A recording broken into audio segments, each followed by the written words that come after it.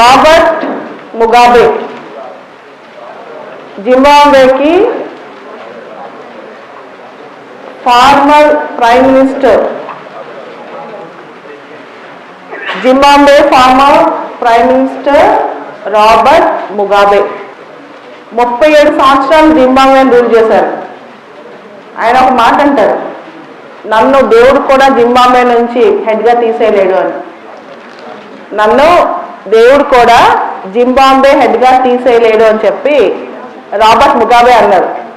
Around I remember when I'm preparing for civils, ఆ టైంలో ఆయన అన్నారు అనమాట. కానీ 2017లో he was ousted by a military coup. ఒక మిలిటరీ కూప్ వచ్చి ఆయన్ని హౌస్ అరెస్ట్ చేసేశారు. తర్వాత ఆయనకి ఇప్పుడు 95 ఇయర్స్. రాబర్ట్ ముగాబేకి 95 ఇయర్స్. ఆల్మోస్ట్ ఒక 37 ఇయర్స్ పాటు జింబాబ్వేని రూల్ చేస్తారు. కానీ Robert Mugabe believed in violence. ఆయన గురించి చెప్పుకోవాల్సింది చాలా గొప్ప విషయం అవుతుంది. జింబాబ్వే ఇంతకుముందు రొడేషియా అని పిలిచేవాళ్ళు. We use to call Zimbabwe as Rhodesia. British వాళ్ళు పరిపాలించేవాళ్ళు, British colony. He fought against Britain. ఆయన మామూలు స్కూల్ టీచర్గా తన లైఫ్ స్టార్ట్ చేసి బ్రిటిష్కి వ్యతిరేకంగా పోరాడి తెల్లవాళ్ళ పరిపాలన ఉండే జింబాబ్వేలో వైట్ మైనారిటీస్ పరిపాలించేవాడు. దానికి వ్యతిరేకంగా పోరాడి సెడిషన్ వల్ల అరెస్ట్ అయ్యి కొన్నాళ్ళు జింబాబ్వేలోంచి బయట కూడా ఉండాల్సి వచ్చింది. కానీ ఆయన పోరాటం మాత్రం ఆపలేదు.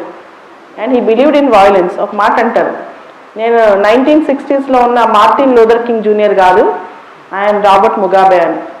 So Robert Mugabe has a pan African expansion అనమాట. ఆయన ఫ్రీడమ్ స్ట్రగుల్, ఆయన ఫైట్ అనేది పాన్ ఆఫ్రికన్ ఎక్స్పాన్షన్ ఉంది ఆయనకి. చాలా మంచి ఇన్ఫ్లుయెన్స్ ఉంది ఆఫ్రికాలో.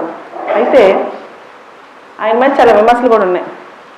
ఆ విమర్శ ఏంటంటే, ఆఫ్రికా, జింబాబ్వే ఆఫ్రికాలో ఉన్న కంట్రీ కదా, దానికి ఇండిపెండెన్స్ వచ్చేటప్పుడు ఒక ఆర్గనైజేషన్ క్రియేట్ అయింది, జాను అని చెప్పి, ZANU జాను అని చెప్పి ఒక ఆర్గనైజేషన్ క్రియేట్ అయిందనమాట. దానికి ఈయన లీడర్. అది మిలిటరీ వింగ్ టైప్లో. దానికి సంబంధించి ఇంకోటి కూడా క్రియేట్ అయింది, జాపు, ZAPU. ఈ జానుకి జాపుకి తర్వాత ఫైట్ అయింది. ఈ ఫైట్లో జాను లీడర్ ఏమో ముగాబే చివరికి జాపుని ఎలిమినేట్ చేసే సందర్భంలో చాలామంది అఫీషియల్ అంచనాల ప్రకారమే కొన్ని వేల మంది చచ్చిపోయారు. సో మిలిటరీ సపోర్ట్ చాలా ఉండేది ఫస్ట్లో ఆయనకి, ముగాబేకి. మిలిటరీ సపోర్ట్ తీసుకుని జాపు వాళ్ళని ఫుల్గా ఎలిమినేట్ చేస్తారు పవర్లోకి వచ్చిన తర్వాత. టెర్రర్తో రూల్ చేశారు. కానీ ఆయన రూల్లో జింబాబ్వే ఎకానమీ ఫుల్గా దెబ్బతింది. హైపర్ ఇన్ఫ్లేషన్, ఎకానమీ ఇన్స్టెబిలిటీ అయిపోవటం, ఎంప్లాయ్మెంట్ లేకపోవటం, జనం దగ్గర డబ్బులు లేకపోవటం చేసేసరికి ఆయన ల్యాండ్ రిఫార్మ్స్ తీసుకొచ్చి చాలా అథారిటేరియన్ రూల్ చేశారు. ఆయన పైన చాలా చెడ్డ పేరు వచ్చింది. చివరికి ఒక రోజుకి వాళ్ళ వైఫ్ని నెక్స్ట్ ప్రైమ్ మినిస్టర్గా చేయబోతున్నారు అని చెప్పి ఆయన ప్రైమ్ మినిస్టర్గా చేస్తారు, ప్రెసిడెంట్గా కూడా చేస్తారు. గ్రేస్ అని ఆయన వైఫ్ అనమాట చేయబోతున్నారని చెప్పి న్యూస్ వచ్చేసరికి మిలిటరీ కూప్ వచ్చి 2017లో ఆయన్ని పడగొట్టేశారనమాట.